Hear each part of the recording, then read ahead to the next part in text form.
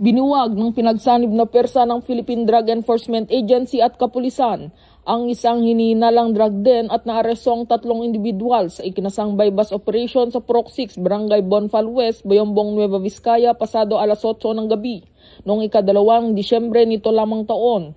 Sa operasyon na recover ng mga otoridad ang 15 hit seal na sachet na pinaniniwala ang shabu na may tinatayang bigat na 7 gramong nagkakahalaga ng 47,600 piso kasama ang iba't ibang drug paraphernalia at marked money.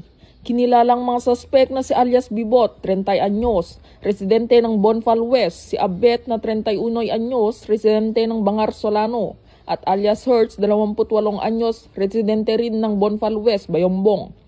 Ayon kay Regional Director Gil Cesario Picastro, patunay ang operasyon sa patuloy na commitment ng PIDEA na lipunin ang illegal na droga sa tulong ng interprovincial collaboration at intelligence-driven operations.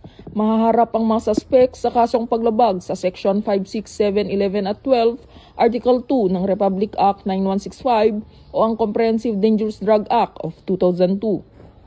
Dito sa Police Regional Office 2, ako ang inyong Police News Network Correspondent, Patrolwoman Ledesma, alagad ng batas, taga-taguyod ng Balitang Pulis.